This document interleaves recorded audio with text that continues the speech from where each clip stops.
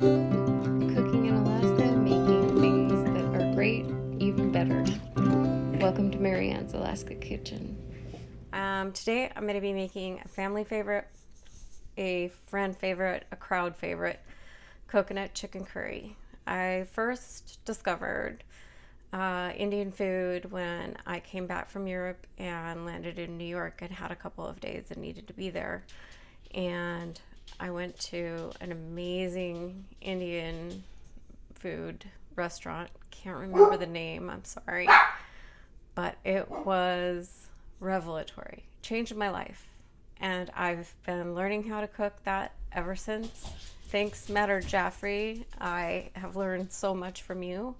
And I'm going to make that coconut chicken curry. That is a flavor bomb and a burst of joy in your life. So let's get cooking. So I'm starting some basmati rice. It really doesn't matter the quantity. I did about 1.5 cups, and I just cover it until there's about twice as much water as there is rice in the pot. And then I cover it. When you bring it to a boil, hopefully, preferably before the boil over, which almost never happens with me. But before the boil over, turn it down to low and cook for 15 minutes, and you're done. If you have a rice cooker, you already know what to do. So, on with my lid, and we're moving on. I've got my spices, coriander, cardamom, cayenne, mustard seed. I need to go grab my cloves. But if you had no Indian spices whatsoever in your kitchen, and you needed some Indian food, and you needed it bad, this is the stuff. Sun brand Madras curry powder. Curry powder is just basically what actual Indians call garam masala, which is a mix of traditional Indian spices. And that Sun brand is just so good. It's what you need. You need this. So, and I obviously buy it in a 1-pound can. If you're just starting to learn how to make Indian food, then buy a smaller can, but you can put it on potatoes, you can put it in spinach, you can put it in so many things.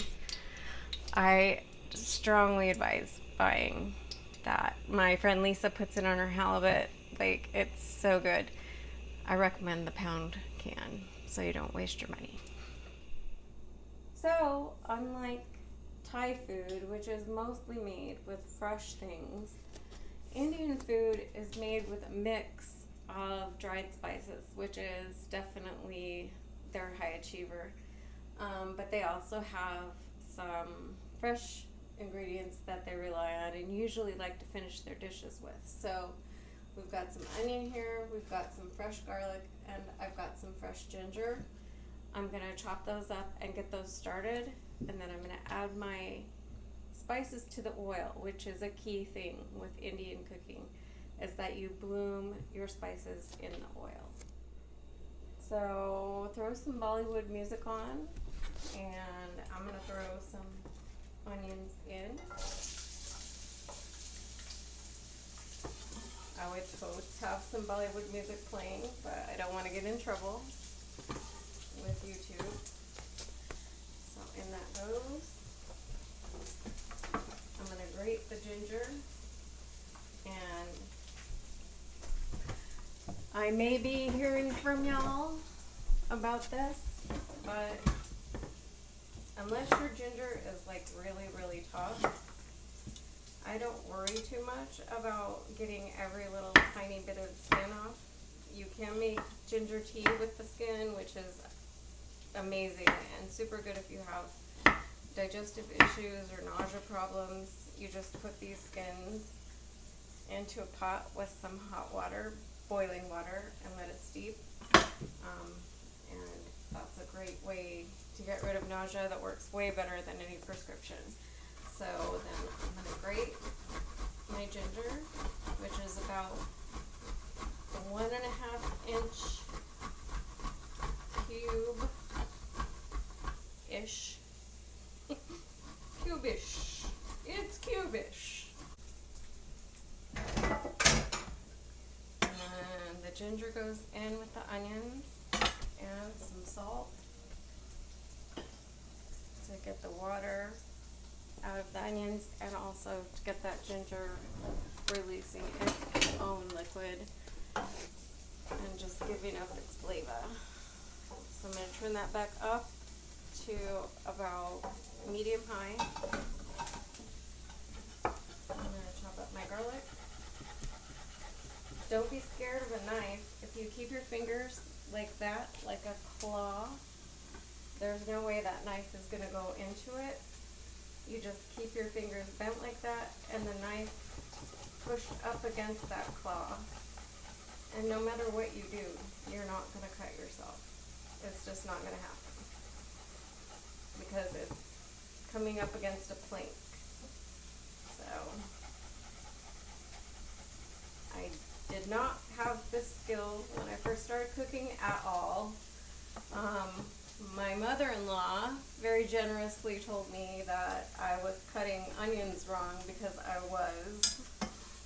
was not cutting along the lines that God gave them, and He really did. There are lines on an onion. You want to cut that in half, and then you want to cut along the lines this way after you cut it in half. I used to cut them down through the center of the equator, which is, well, let's just say, I did not grow up cooking. That did not happen. So I left out a spice, which is critical. I'm going to put in some cinnamon. Vietnamese cinnamon is my favorite, but I also just like regular cinnamon, and I'm going to use it this time. I'm going to add some coriander, some cardamom,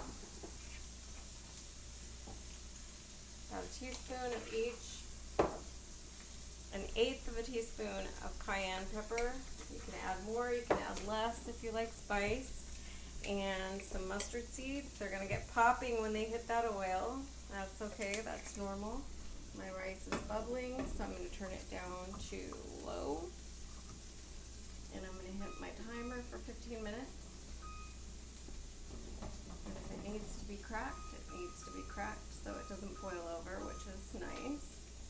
I feel like it's a victory day because my rice didn't boil over. So, woo-hoo. And we go with that spice, and then I'm going to throw in about 3 tablespoons of the Sun brand curry powder. This stuff you just can't beat it. So I strongly recommend getting that. If you have another kind of curry powder that you like better, go for it. I think this stuff is the bomb.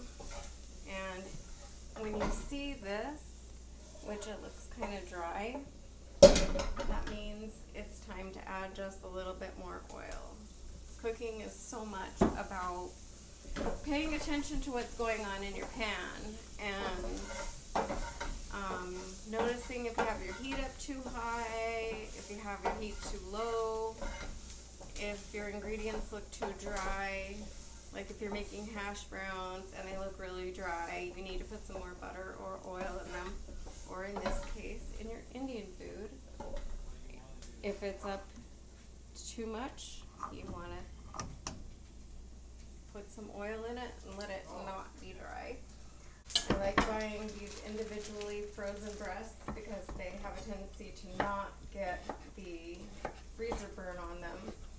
And I just partially thaw them so that I can cut them really well. And they cut into nice, I cut them thin, and then I cut them into chunks in a nice thin planks, and then cut those planks into chunks.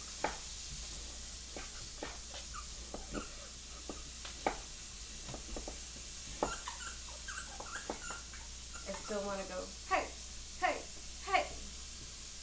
I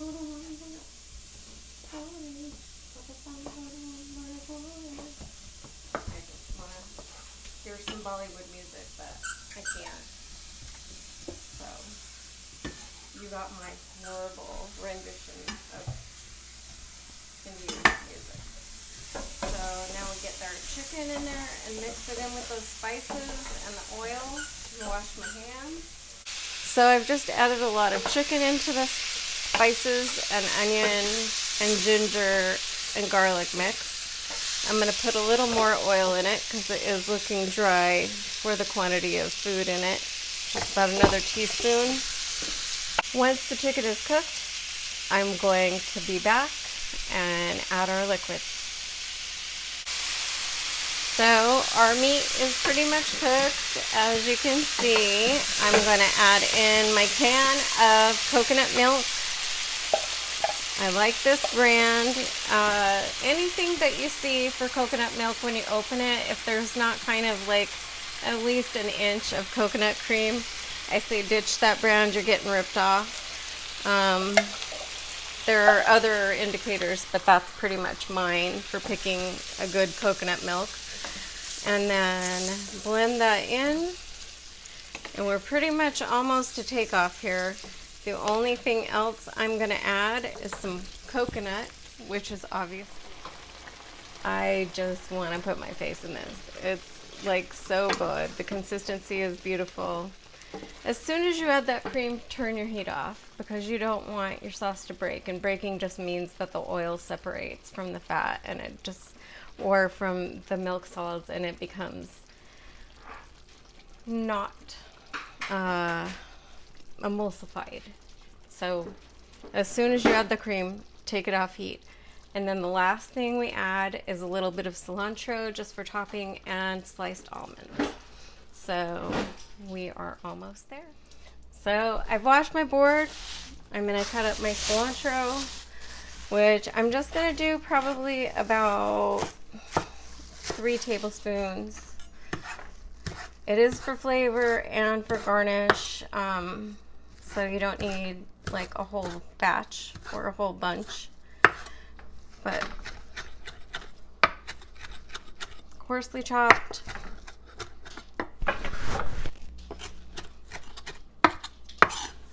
Yeah, that looks actually more like 4 tablespoons, but that's good. I love cilantro in here. And then I buy the pre-sliced almonds from the grocery store and keep them in my freezer because I don't make this constantly. I make it maybe once or twice a month. I like to keep my nuts fresh by keeping them in the freezer. I'm going to put about a handful, which is about a 1/4 cup, on top. Then I'm going to add my cilantro. Leave a little for garnishing the individual bowls. And we are done.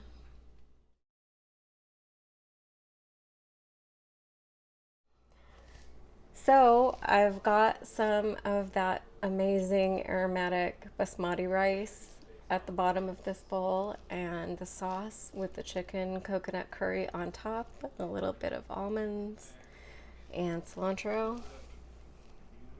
It's dig in time. Thank you, India, for this. It is so good.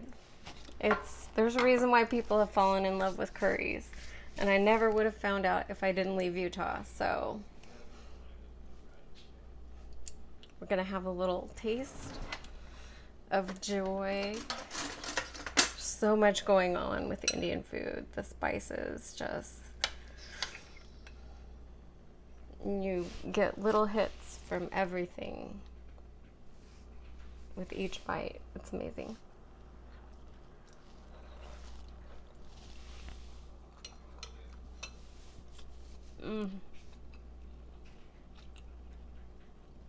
The coconut cream, cinnamon, all of those delicious things in that Sun curry powder or garam masala. It's just a mouthful of flavors. It's so good.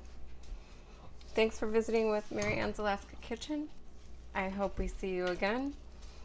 Please hit the subscribe button, the like and notification bell, and leave me a comment if you have anything, suggestions, comments, how you liked making it for yourself, anything. I'd love to talk back with you. And we'll see you next time. One last note on this chicken curry is that my family do not eat leftovers. They won't touch them. So I don't put the rice in the Ziploc, but I do put the sauce in the Ziploc. And whenever they want, the next time they want coconut chicken curry, I have it saved in a Ziploc in my freezer. Just pop it in like that. Make new rice. I fold it up until there's no air in it and put it in my freezer. And then I do this with my spaghetti sauce, with my salmon chowder, with so many of my recipes. I just put the leftovers into that, and my family's very happy to eat them. There are things I would not freeze, but this is definitely something that freezes super well. And you have dinner made for at least 2 more times, depending on how big of eaters your family is.